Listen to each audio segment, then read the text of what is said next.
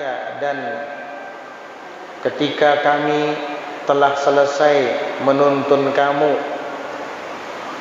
membimbing kamu ila tertibil aurat, kepada menertibkan wirid-wirid daripada adab ketika bangun tidur sampai memakmurkan waktu setelah bangun tidur sepanjang siang hingga malam, sampai kemudian berbicara tentang adab-adab tidur di malam hari hingga kemudian bangun lagi di pagi hari. Maka falnadhkur, kami akan sebutkan laka, untuk kamu, kaifiyatus shalah, tata cara salat, wassaumi, dan berpuasa, wa adabahuma, dan adab-adab keduanya, yaitu adab-adab salat dan puasa, wa adabal imamati wal qudwati wal jumu'ah, serta adab-adab menjadi imam, wal qudwah, dan mengikut imam, wal jumu'ah, dan melaksanakan salat Jumat. Nah, di sini beliau akan membahas itu semua setelah tuntas menjelaskan panjang lebar tentang adab-adab dari sejak bangun tidur hingga tidur kembali. Maka pertama beliau menyebutkan tentang adab-adab salat. Di sini beliau mengatakan adabus salat, adab-adab salat. Fa idza faraghta min taharatil hadathi wa taharatil khabath fil badani was thiyabi wal makan. Maka apabila engkau selesai daripada bersuci akan hadas dan bersuci daripada najis, fil badan, pada badan, was thiyab, dan pakaian, wal makan, serta tempat sholat. Karena ini adalah termasuk di antara syarat-syarat sahnya sholat. Sebelum kita melaksanakannya, harus suci terlebih dahulu daripada hadas. Baik itu hadas besar seperti junub atau hadas haid dan nifas, harus bersih, suci daripada itu. Ataupun hadas kecil, yaitu segala yang mewajibkan wudu. Ketika kita selesai daripada beristinja, ketika kita menyentuh kemaluan dengan telapak tangan, ketika kita terbangun dari tidur dalam keadaan berbaring, dan ketika keluar sesuatu dari salah satu di antara dua jalan, yaitu kemaluan depan atau kemaluan belakang, atau ketika hilangnya ingatan, pingsan, dan lain sebagainya. Maka itu semua adalah sebab-sebab hadas kecil.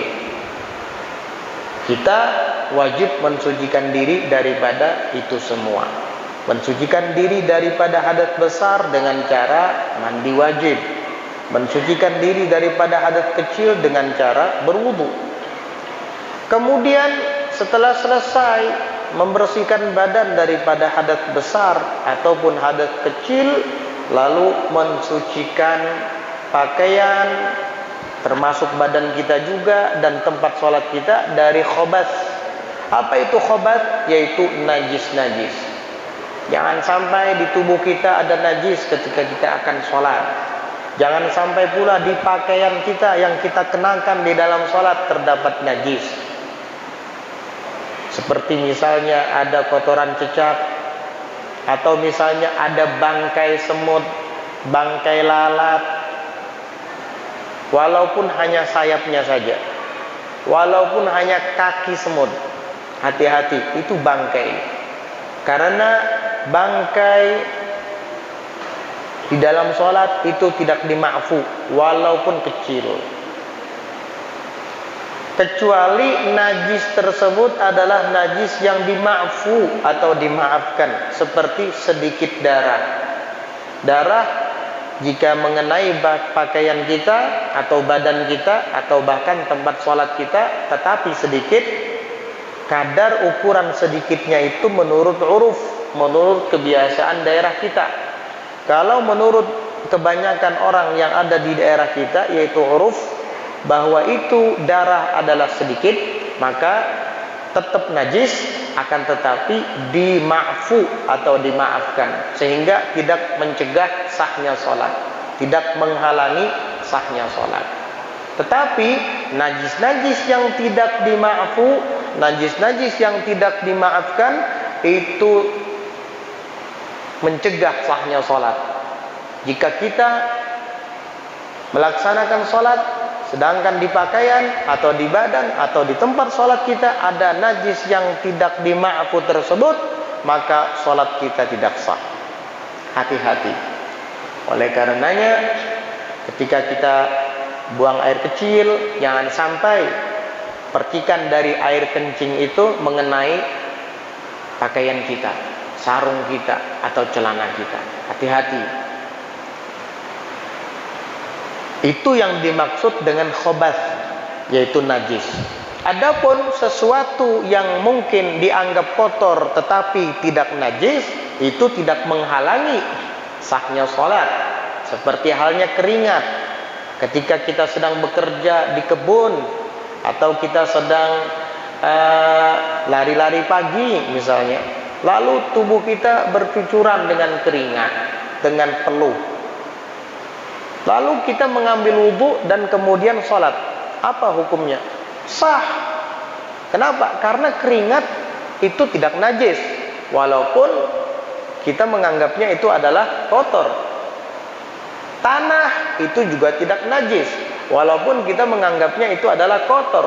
Baju kita terkena tanah liat, terkena lumpur di sawah ketika membajak sawah, sarung kita terkena becek ketika berjalan di hari hujan, lalu kita bawa sholat, sah. Banyak sekali kadang orang beralasan untuk tidak sholat lantaran pakaiannya lah kena tanah, lantaran pakaiannya lah penuh dengan keringat dan berbau keringat misalnya.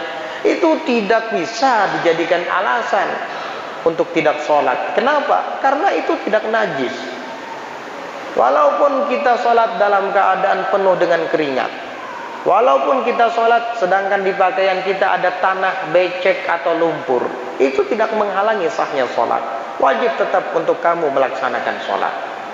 Wah, kalau seandainya keringat itu najis dan tidak sah sholat apabila keringat ada di tubuh, hampir semua orang tidak ada yang sah sholatnya, apalagi di musim panas. Iya, apalagi mati lampu listrik, kipas angin nggak nyala, oh tuh keringatan semua. Masa keringat najis?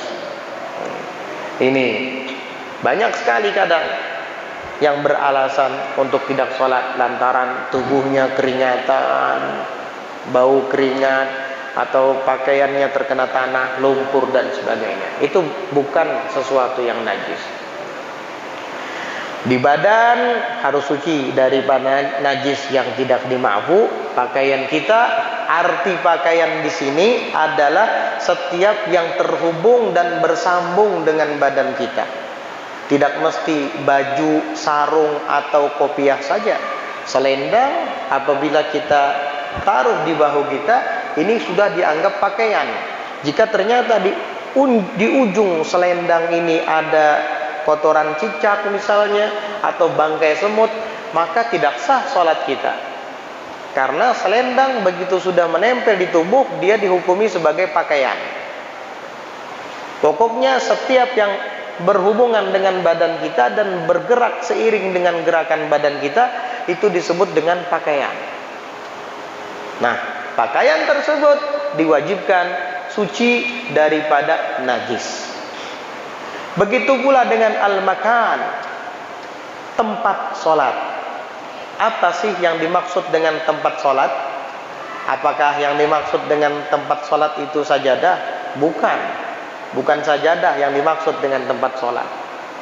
Yang dimaksud dengan tempat sholat adalah tempat di mana ketika kita melaksanakan rukun-rukun sholat, dari berdiri, ruku sampai sujud dan duduk antara dua sujud hingga tasyahud akhir hingga salam, maka tubuh kita atau bahagian dari tubuh kita tidak mengenai najis di tempat tersebut, maka itu dihukumi adalah suci.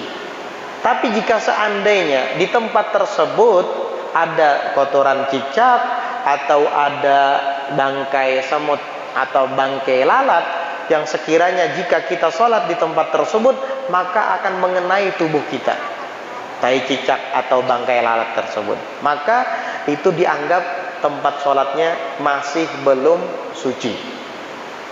Jadi itu berarti jikalau seandainya sajadah kita gelar dan di bahagian ujung sajadah atau di rumbai-rumbai sajadah itu ada bangkai lalat, ada tahi cicak, tetapi ketika kita ruku, ketika kita sujud, duduk antara dua sujud tidak bersentuhan dengan tahi cicak tadi, dengan bangkai tadi, itu tetap sah sholatnya. Kenapa? Karena yang dimaksud tempat sholat yang diwajibkan untuk suci adalah yang bersentuhan dengan badan kita ketika melaksanakan rukun-rukun sholat. Karena sebagian ada yang tidak mengerti, ketika sajadahnya mungkin terkena kotoran cicak di bahagian sudut depannya atau di ujung atau bahkan di tengahnya yang ada gambar masjidnya itu, ya. Tetapi ketika kita sujud tidak mengenai badan kita, hanya sejajar saja dengan dada kita misalnya, itu tidak apa-apa, tidak menghalangi sahnya sholat. Jangan kamu ulangi sholatmu lantaran di sajadahmu tersebut ada bangkai yang najis atau tahi cicak. Jangan, kecuali bangkai atau tahi cicak itu bersentuhan dengan tubuh kita di saat sholat, baru sholat kita tidak sah karena tempatnya bernajis. Kalau hanya sekedar sejajar saja itu tidak apa-apa. Tetapi para fuqaha mengatakan hukumnya adalah makruh. Jadi kalau bisa cari tempat yang betul-betul suci. Ya walaupun hukumnya sah tapi makruh, dan makruh itu bisa mengurangi pahala sholat. Itu yang dimaksud sucinya tempat. Paham ya? Suci badan, suci pakaian, dan suci tempat. Wa min satril aurati minas surrati ilar rukbah, dan daripada menutup aurat, dari mana batasannya menutup aurat itu? Minas surrati, dari pusar, ilar rukbati, sampai ke lutut. Ini aurat lelaki di dalam dan di luar sholat. Sekali lagi, di dalam dan di luar sholat, yaitu antara pusar hingga lutut wajib ditutup. Apabila engkau sudah selesai daripada menutup aurat tersebut, yaitu bahagian yang ada dari pusar hingga lutut, tidak boleh kelihatan di dalam sholat.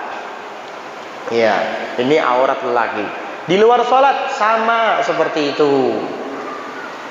Ingat, kalau keluar pergi ke situ kemari jangan celana pendek lagi.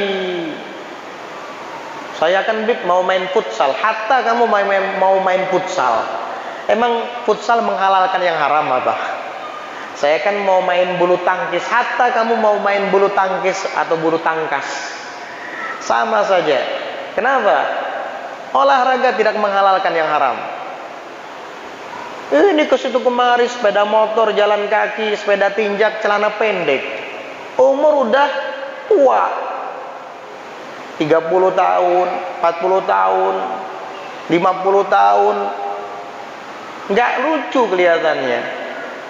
Apakah masa tua, masa kanak-kanak kurang bahagia? Jadi jangan lagi seperti itu. Itu aurat kamu.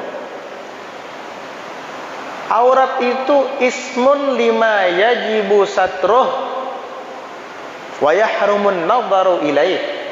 Aurat itu adalah nama untuk bahagian yang wajib ditutupi. Ini tugas kita yang punya badan. Wa yahrumun nadharu ilaih, dan haram memandangnya. Ini tugas orang lain. Jadi tugas yang punya badan wajib menutup aurat. Tugas yang lain, ketika ada aurat terbuka, haram memandangnya. Ini aurat lelaki di dalam dan di luar sholat. Adapun aurat wanita, seluruh badannya di luar sholat. Kalau di dalam sholat, seluruh badan kecuali wajah dan kedua telapak tangan, yang kanan dan yang kiri. Itu nggak apa-apa terbuka di dalam sholat. Tapi kalau di hadapan ajanib atau ajnabi, lelaki halat yang bukan mahram, seluruh badannya. Berarti bercadar hukumnya wajib, wajib dalam mazhab Asy-Syafi'i. Itu mazhab kita Asy-Syafi'i. Tapi bagaimana dengan wanita-wanita kami yang sudah terbiasa hanya berpakaian rapi saja dan berkerudung tapi tidak bercadar? Gak apa-apalah, kita ikut mazhab Hanafi.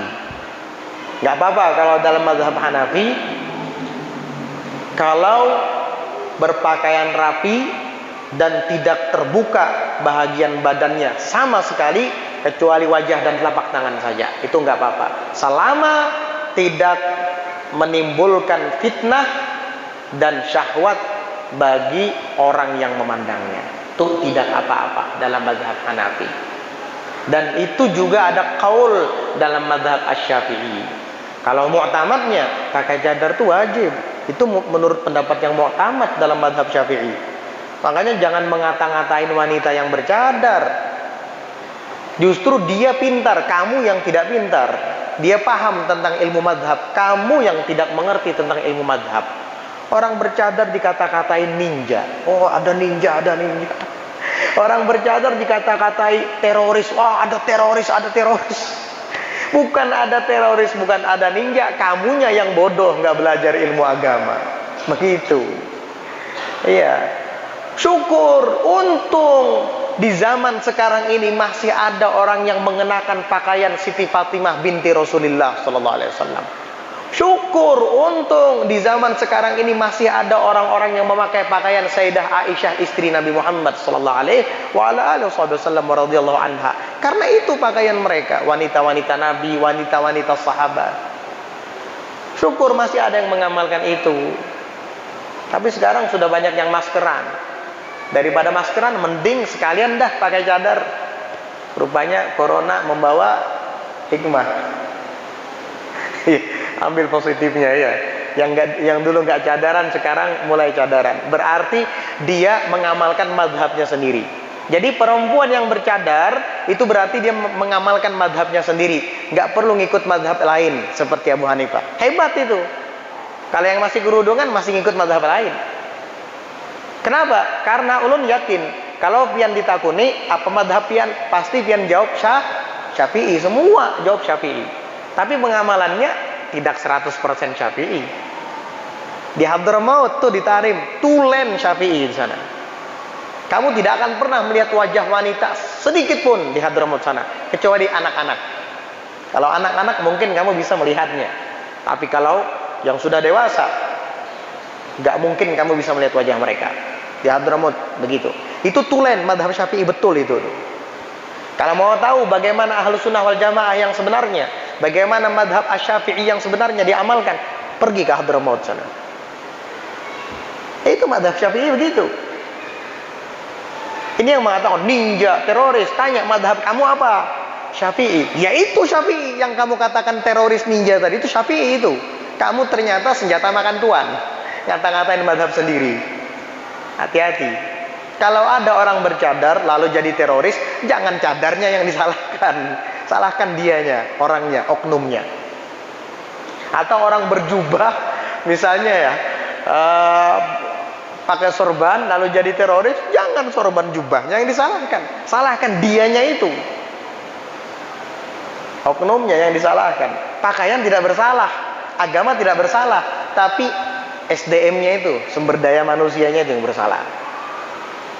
Harus cerdas, harus pintar. Ternyata begitu ya Beb, madhab Syafi'i. Ya begitu madhab Syafi'i. Baru tahu. Ya alhamdulillah baru tahu, daripada tidak tahu sama sekali. Berkat apa? Jadi tahu, berkat belajar. Itulah kenapa ditekankan kita semua oleh Nabi Muhammad sallallahu alaihi wasallam untuk menuntut ilmu, untuk menghadiri majelis-majelis ta'lim. talabul ilmi fardhatun ala kulli muslimin. Menuntut ilmu itu wajib atas setiap orang muslim. Ditambahi oleh para periwayat hadis wa muslimatin, dan muslimat, yaitu muslim perempuan. Itu disebut dengan hadis mudraj. Kenapa jadi mudraj? Karena itu lafaz bukan dari Nabi, tapi dari periwayat hadis sebagai penjelasan. Karena kalimat muslim itu diartikan lelaki saja, supaya semuanya dapat ditambahi muslimah, yaitu perempuan juga yang beragama Islam. Wajib menuntut ilmu. Iya, wajib. Arti wajib, jika dilaksanakan dapat pahala. Dapat pahala semua. Menuntut ilmu soalnya. Jika ditinggalkan berdosa. Jadi jika kita punya waktu dan kesempatan, fisiknya sehat, kendaraannya ada, ustadznya siap mengajar, lalu kita tidak mau belajar, dosa. Apalagi yang berkenaan dengan hukum-hukum yang fardu, faraid, al-furud, al-wajibat, yang wajib-wajib. Paham? Jadi begitu.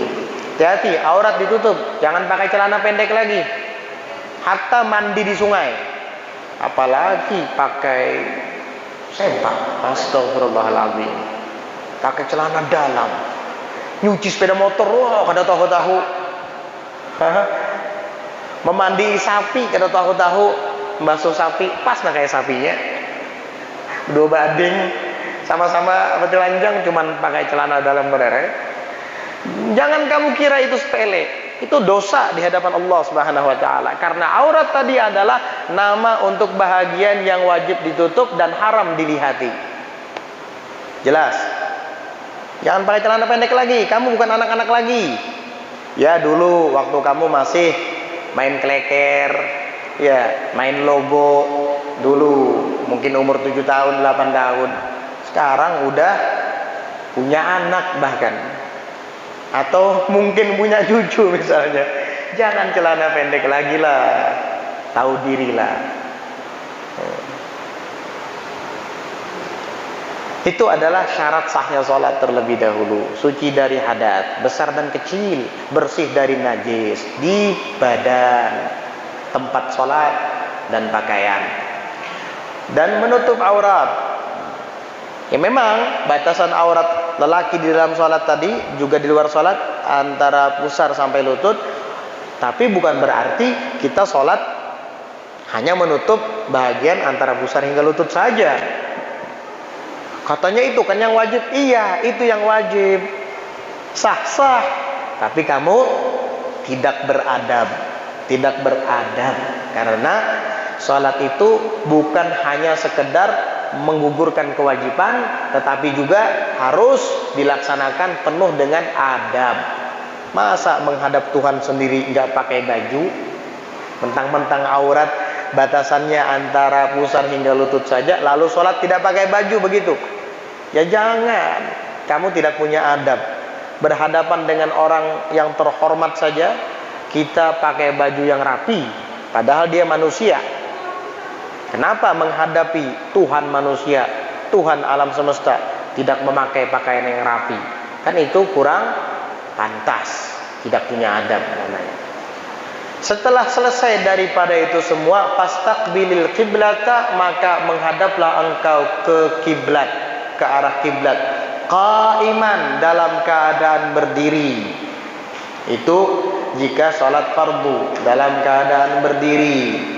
Muzawijan, mensejajarkan, baina qadamaika, antara kedua telapak kakimu. Disejajarkan dengan merenggangkannya, bihaitsu, dengan sekiranya, la tabummuhuma, tidak engkau rapatkan keduanya, yaitu telapak kaki yang kanan dan kiri. Disejajarkan dan direnggangkan. Itu arti muzawijan. Disejajarkan dan direnggangkan, jangan dirapatkan begini. Kalau sembahyang kaki kita rapat kayak begini, kesenggol orang langsung jatuh. Iya, kesenggol orang langsung jatuh kita. Jadi jangan dirapatkan, tapi direnggangkan dan disejajarkan sama rata. Jangan tamaju undur, begini kanan begini, kiri di sini. atau kiri sini kanan di sini. Jangan. Harus sejajar dan direnggangkan sedikit. Kadar seapa renggangnya? Para fuqaha menyebutkan biqadri shibrin, kadar sejengkal. Kurang lebih sejengkal. Dengan jengkalan siapa? Jengkalan tangannya sendiri. Kan manusia beda-beda, jengkalannya itu beda-beda. Cuman normalnya itu biasanya jengkalan yang ukurannya kurang lebih 20 cm. Itu normalnya jengkalan itu biasanya 20 cm. Tapi kalau orangnya pancau, apa sambatannya, anjang nggak? Anjang, itu mungkin jengkalannya lebih dari 20 cm itu mungkin. Tapi yang normalnya biasanya 20 cm. Berarti buka kaki kita ya antara kanan dan yang kiri itu renggangkan sekitar 20 cm-an. Dan lurus menghadap ke kiblat, itu sunnah hukumnya. Jadi begini kakinya, bukan begini merak, tapi lurus menghadap ke kiblat. Renggangkan kurang lebih sejengkal, paham? Dan sejajar, tumit sama rata, ujung-ujung jari depan sama rata, begitu. Wastawi qaiman, dan berdirilah lurus, lurus, jangan begini. Ada apa begitu? Bungkuk kayak busur panah. Enggak, biar kelihatan khusyuk. Enggak ada khusyuk-khusyuan. Khusyuk letaknya bukan di badan. Khusyuk itu letaknya di hati. Ya kalau orang yang sudah tua, lanjut usia, sudah berusia 90 tahun ke atas, lalu sholatnya begini, wajar. Memang bungkuk tubuh sidin. Jangan dikarasi lurus, patah pinggang sidin. Iya. Tapi kalau masih muda jangan bungkuk-bungkuk, lurus. Yang ditundukkan tuh kepala, bukan punggung. Kepala ditundukkan menghadap ke sajadah kita, tempat sujud kita. Bukan punggung begini. Bisa-bisa itu tidak, kalau sudah melampaui batas, bisa-bisa tidak sah sholatnya. Kenapa? Karena tidak dianggap qaiman, berdiri tegak gitu. Kalau bungkuknya keterlaluan. Amun orang bungkuk undangan lain lagi itu. Kalau orang terlahir memang dalam keadaan bungkuk undangan misalnya, itu memang kudratnya Allah Ta'ala, jangan diapa-apakan. Jangan dipaksakan lurus, gak apa-apa itu. Ini tidak, kamu yang berpostur tubuh normal tapi sholatnya membungkukkan badan seperti itu, apalagi sampai berlebihan, keluar daripada kategori berdiri, tidak sah nanti sholatnya. Hati-hati, karena ini yang akan kita laksanakan adalah sholat fardu. Lain halnya kalau sholat sunnah. Wastawi qaiman, dan luruslah kamu dalam keadaan berdiri. Waqra, dan bacalah.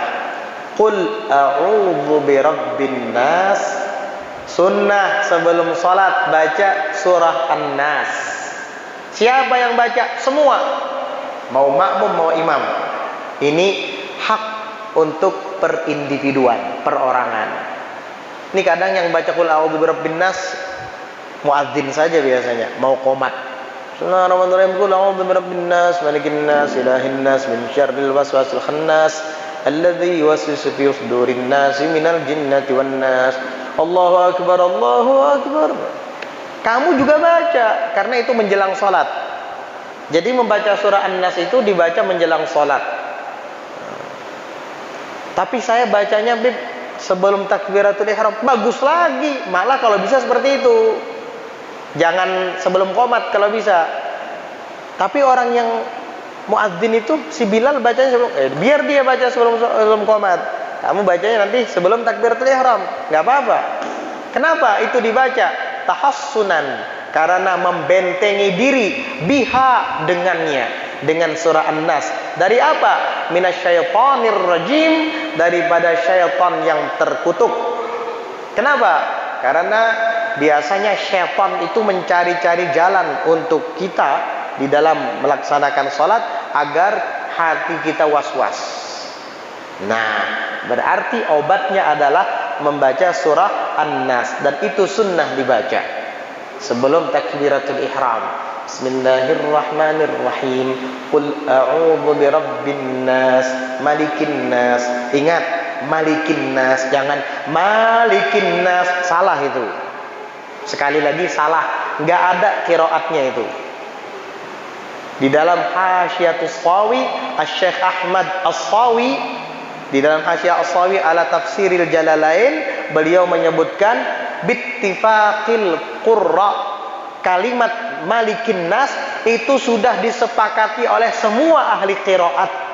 Nggak ada yang baca Malikin Nas dibaca panjang maknya. Salah, keliru itu.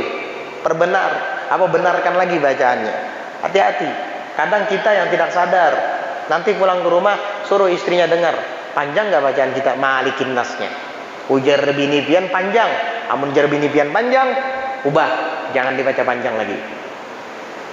Bergantian, karena bini pian pulang suruh baca, amunnya baca Malikin Nas, suruh jangan Malikin Nas lagi, tapi Malikin Nas.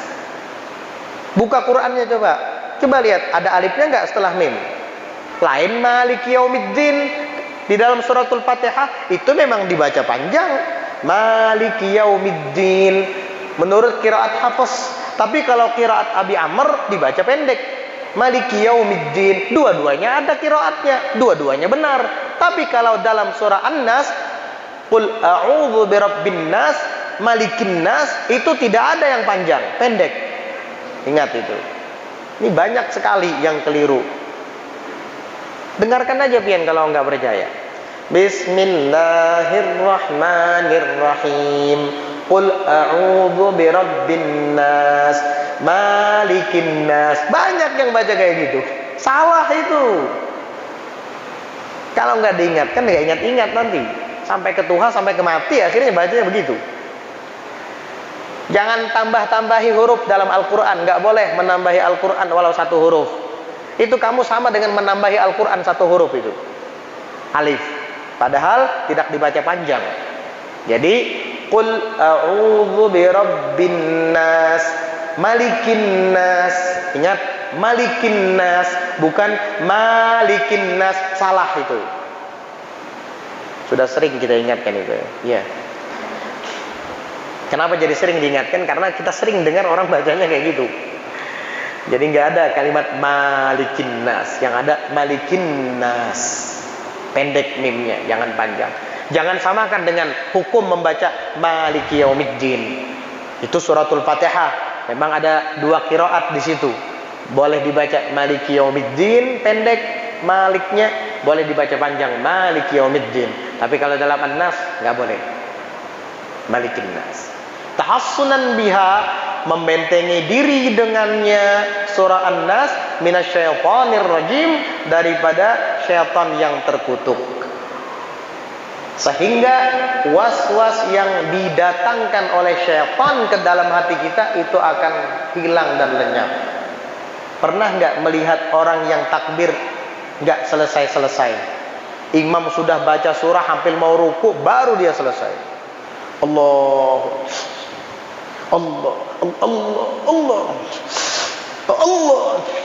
gak selesai. Allahu Akbar, dikira tuntung sudah. Wah, diulangi lagi. Ada apa ini? Was-wasnya na'udzubillah. Nah, ini obatnya. Baca Qul a'udzu birabbin nas. Sebahagian ada lagi yang menambahkan, jika itu tidak mempan, tambah lagi dengan doa atau dengan ayat. Ayat Rabbi a'udzu bika min hamazati syayatin wa a'udzu bika rabbi ay yahburun 3 kali. Nah, itu setelah membaca surah An-Nas. Bismillahirrahmanirrahim. Qul a'udzu birabbin nas sampai akhir sekali.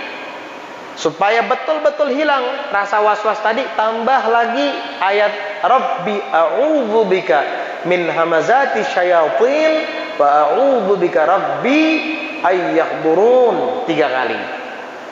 Yang biasa membaca Al-Wirdul Latif hafal itu. Karena itu di awal Wirdul Latif dibaca.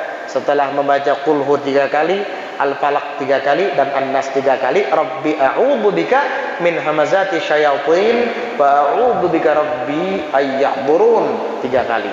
Insyaallah was-was yang ada di dalam hati kita akan hilang, terbakar. karena itu berasal dari syaitan. Amalkan itu ketika kita akan takbiratul ihram. Dan was-was duniawi yang lain insya Allah juga akan hilang, sehingga ayat dan surah tersebut membantu kita untuk bisa khusyuk di dalam sholat. Ada lagi faidah yang disebutkan oleh Sayyid Abu Bakar Syata di dalam kitab I'anatul Talibin. Beliau menceritakan tentang perkataan Al-Ustaz Abdul Hasan Asy-Syadzili alaihi rahmatullahi ta'ala. Beliau berpesan kepada para sahabat-sahabat dan muridnya. Kata beliau, jika engkau merasa was-was di dalam hati atau terlintas keinginan yang tidak baik di dalam hati, kamu angkat tangan kananmu dan kamu letakkan di atas dadamu. Lalu kamu baca Subhanal Malikil Quddusil Fa'alil Khallaq, Subhanal Malikil Quddusil Khallaqil Fa'al, 7 kali dibaca. Subhanal Malikil Quddusil Khallaqil Fa'al, Subhanal Malikil Quddusil Khallaqil Fa'al, Subhanal Malikil Quddusil Khallaqil Fa'al, 7 kali itu dibaca. Lalu ditutup dengan iyyasha yudhibkum wa ya'ti bi khalqin jadid wa ma dzalika 'ala Allahi bi'aziz. Insyaallah was-was syaitan yang ada di hati akan hilang dan keinginan untuk berbuat maksiat akan lenyap. Sudah hafal ya? Hafal kan? Hah? Masa pendek banget gak hafal? Subhanal Malikil Quddusil Khallaqil Fa'al, itu 1, dibacanya 7 kali. Yang kedua ditutup dengan ayat iyyasha yudhibkum wa ya'ti bi khalqin jadid wa ma dzalika 'ala Allahi bi'aziz. Hafal? Hafal sudah? Mun kada hafal kena dicatatakan lawan haji ijiran kena, fotokopi kena. Iya, fotokopi kena di wadah haji ijiran kena. Ke rumah pian ke malamnya kena dicatatakan kena di sana. Bagus tuh amalan, karena amalan ini kapanpun dimanapun bisa kita baca. Sebab ketika kita bepergian di tempat-tempat jauh, biasanya ada keinginan yang tidak baik terlintas di hati. Singgah di warung tuh jablainya bungas. Nah, itu tuh dari setan itu. Hati-hati. Insya Allah kamu langsung lawan dengan cara tadi. Kamu angkat tangan kananmu dan kamu letakkan di dadamu. Baca Subhanal Malikil Quddusil Khallaqil Fa'al, Subhanal Malikil Quddusil Khallaqil Fa'al, Subhanal Malikil Quddusil Khallaqil Fa'al, Subhanal Malikil Quddusil Khallaqil Fa'al, Subhanal Malikil Quddusil Khallaqil Fa'al, Subhanal Malikil Quddusil Khallaqil Fa'al, Subhanal Malikil Quddusil Khallaqil Fa'al, iyyasha yudhibkum wa ya'ti bi khalqin jadid wa ma dzalika 'ala Allahi bi'aziz. Dingin dada rasanya, dingin. Keinginan untuk berbuat maksiat hilang. Coba aja, nggak percaya. Man lam yujarrib lam ya'rif. Orang yang tidak pernah mencoba tidak akan tahu. Amalkan ya. Insyaallah nanti dicatatkan nanti insyaallah. Wa ahdir qalbaka ma anta fihi wa farridhu minal wiswasi wallahu a'lam bis-shawab. Insyaallah kita lanjutkan nanti di pelajaran berikutnya. Mudah-mudahan Allah Subhanahu wa taala senantiasa selalu melindungi kita, keluarga dan kerabat kita, sahabat-sahabat kita, terutama guru-guru kita, para ulama kita, para sholihin, daripada bala bencana, daripada penyakit, daripada mara bahaya dan lain sebagainya. Dan mudah-mudahan Allah Subhanahu wa taala juga menurunkan hujan rahmatnya untuk kita dan untuk orang-orang yang ada di kampung kita, juga seluruh umat muslimin dimanapun berada, sehingga seluruh wabah, bala, bencana dan penyakit diangkat oleh Allah Subhanahu wa taala dari muka bumi ini. Amin Allahumma amin ala hadhihi niyyah. وعلى ما نواه سيد الحبيب عمر بن محمد بن الحفيظ وعلى ما نواه سيد الحبيب عبد القادر بن محمد وعلى ما نواه سلفنا الصالحون عبد الصالحون وعلى كل جد صالحة جامعة شامل الخيرات الدنيا والآخرة وإلى حضرة النبي محمد صلى الله عليه وآله وصحبه وسلم. الفاتحة.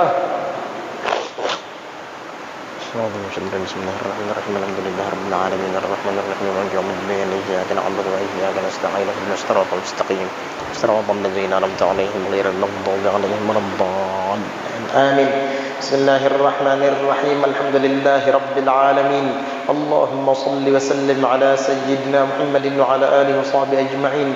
ربنا انفعنا بما علمتنا ربنا علمنا الذي ينفعنا ربنا فقهنا وفقه أهلنا وقرابة لنا في ديننا مع أهل القطر أنثى وذكر ربنا وفقنا وفقهم لما ترضى قولا وفعلا كرما وارزق الكل حلالا دائما وأخل أتقياء علما نحظى بالخير ونكفى كل شر ربنا واصلح لنا كل شؤون وأقر برضا منك العيون واقض عنا ربنا كل الديون قبل أن تأتينا رسل المنون واغفر واستر أنت أكرم من ستر وصلاة الله تغشى المصطفى من إلى الحق دعانا والوفاء بكتاب فيه للناس شفاء وعلى الآل الكرام شرفاء وعلى الصحب المصابيح الغرر. اللهم اهدنا بهداك واجعلنا ممن يسارع في رضاك ولا تولنا وليا سواك ولا تجعلنا ممن خالف أمرك وعصاك. وصلى الله على سيدنا محمد النبي الأمي وعلى آله وصحبه وسلم بفضل سبحان ربك رب العزة عما يصفون وسلام على المرسلين والحمد لله رب العالمين.